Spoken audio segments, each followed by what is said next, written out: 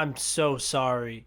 Edgar Wright. Hello, Adam Ryan Donato. Hello, welcome to another hard review, and today I am talking about the latest MCU feature, Ant-Man and the Wasp: Quantumania. This is a February release, whereas the previous two Ant-Man movies lived in the month of July. Peyton Reed and the whole cast is back, except we have Catherine Newton, Peanuts, Cassie, Scott Lang's daughter, and she is now like a young adult, and she's doing things. She has Ant-Man powers. She uses the suit sometimes, and she's an activist, baby. So that's getting her into trouble sometimes, and she's been experimenting with the quantum realm, and she's sending a signal down there, and that's bad. Michelle Pfeiffer does not like this at all, and it explodes, and we all go down to the quantum realm. Whoa! Quantumania ensues. Just to say how I feel about the current state of the MCU, I think this is the first movie of Phase 5, which, sure, great. Phase 4 was one that was really disappointing to me, but Black Panther: Wakanda Forever was one of my favorite MCU movies. I mean, it's not my top 10, but it's great. That's the only real MCU movie that I really found myself strongly connecting with in Phase 4. So I was really excited to move forward with Phase 5, especially with new big things happening, and we'd be getting another Guardians movie. I'm gonna be honest, I never had really high hopes for Ant-Man 3. So the first one was perfect for what it was, right? We just had Age of Ultron, and it was such an overstuffed Twinkie of a movie, too much going on, lost its focus. It wasn't as beloved as the first movie was, even though it's really good. It's still an Avengers movie at the end of the day. Ant-Man was that perfect palate cleanser of like, oh, that was too much? Okay, here's this tiny little movie. Here's a tiny little action movie. The world's not at stake. It's just this one little place. Like, yeah, bad things might happen in the world, but like, stuff is not falling from the sky. I mean, I think it does actually. But still, it was a lot smaller in scale. So while it was metaphorically smaller, it was also literally smaller. That really worked for the time. Over time, it got worse. To me, it's probably more of a 4. Honestly, it's probably more of a 3, but I love Marvel. At the time, I was like 15, and I was like, this is a 5-star movie. I just got home from camp, and this is awesome. Then Ant-Man and the Wasp came out in the summer of 2018, just a couple months after Infinity War, and I remember this is the first one that I didn't like pre-plan to go like see on opening night, and that was like a big deal. And I remember I was in college, I think, and I came home, and I was like, no, I'm gonna go see it on opening night. I went alone. I really didn't like it. I thought it was really mid. I currently have it as my third least favorite MCU movie, before seeing Quantumania, of course. It just goes to show how good Marvel is when like, Man and the Wasp was like a 3-star movie. It's fine. You know, at the end of the day, like I'm complaining because it's not something special, because literally the movie right before it, 2 movies right before it, Black Panther and Infinity War, were both stellar. So for them to go and make something so mid like Ant-Man and the Wasp was a real letdown to me. So when we came to Ant-Man 3, we were kind of excited because Peyton Reed's hyping it up, and he's like, oh, this one's actually like an Avengers level movie. It's gonna be really big and huge, and Quantumania, it's gonna be like Doctor Strange Multiverse of Madness. We're gonna go and explore the multiverse and other creatures and people, places and things, and Kang's gonna be in this one. That was the big thing with this movie, is that Kang, played by Jonathan Majors, was gonna be playing a major role here. Now, we saw Thanos in the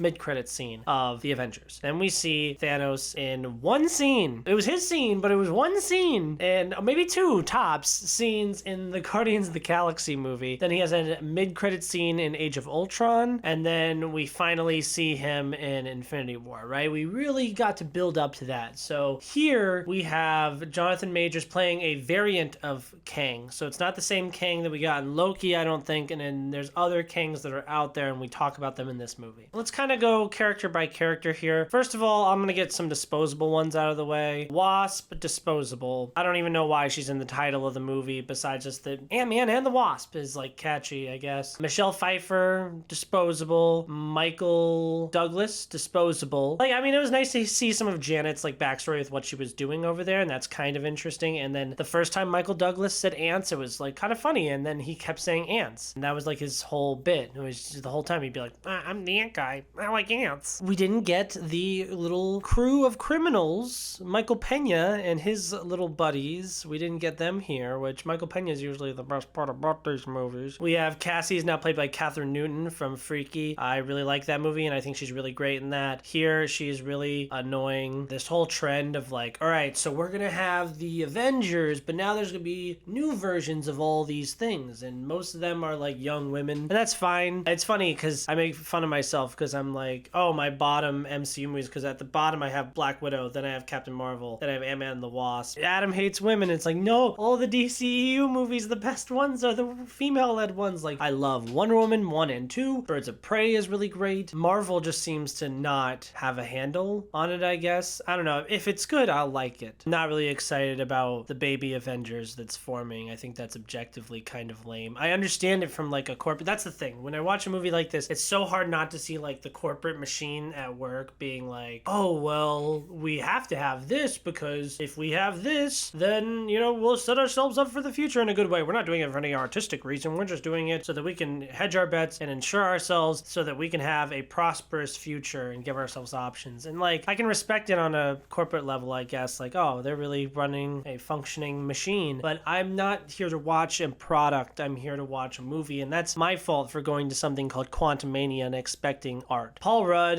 he's cute and whatnot. I feel like they really lean into that, especially with the dogs thing. He, once again, doesn't have any kind of an arc or change in any kind of way. He's such a useless character in all of his own movies. It's not even like Paddington, where like he has an impact on other people. No, he doesn't do anything. He's just there to be cute and funny sometimes and love his daughter. Bill Murray is in one sequence in this movie. He's just sitting there talking about how he fucked Michelle Pfeiffer. Let's get to the meat and potatoes here. Let's talk about Kang. So I'm already not a very big Kang fan. I did not like him in the Loki season finale. I thought he was just chewing up scenery. I think it'll be more interesting now watching that scene after watching this and trying to compare and contrast his performance and whatnot, because it is a variant. There's different kinds of him. I thought he was okay in this. A lot of the movie is just like, there's this really badass guy down here, man. He's so cool, and he's gonna get you, man. Like, he's after you. If you're here, he's after you. And we had that for about an hour. And then he finally shows up, and the whole time I'm waiting for that damn conversation that he saw in the commercial. He's like, so what will it be?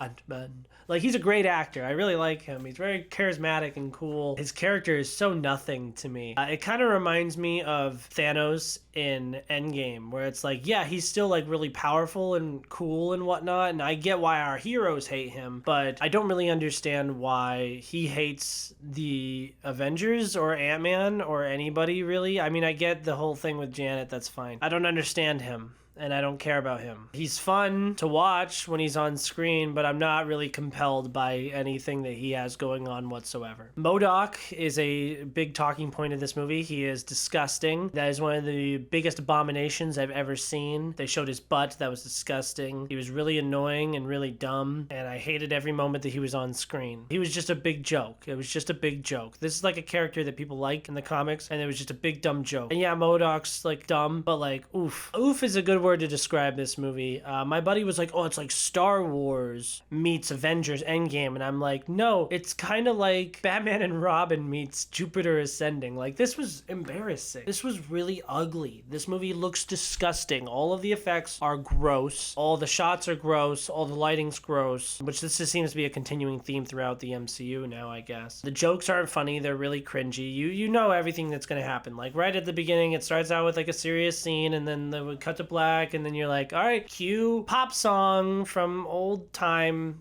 that we know, and we're like, haha, funny, the tone is changing now. We're all silly and having a good time with Ant-Man going through the street and just being a happy-go-lucky guy. I mean, he's like the worst Avenger. He's like the least compelling Avenger. I really hate how they've handled his character, how they have adapted him in the MCU. He's a joke. He's just a big/small joke. And it's a real shame that this movie was so, like, bad. I really thought it was bad. 2 out of 5. I'm really down on this. Emotionally, it's a 1. I'm like upset, but people seem to really like it, and it's passable. I'm sure people will enjoy the Paul Walker humor, and it's a family movie, and it's for children. See, I was in the press row, and this guy who I'm pretty sure wasn't press, he like looks at me from the row in front of me, and he's like, hey, are those 2 seats open? And he has his kid, and I was like, yeah. And I'm not gonna tell him he's not press. His phone goes off in the middle of the movie, but his kid was a well-behaved child, and the reason why I let them sit there is because I was like, you're an adult, or you're supposed to be. This is a movie for children.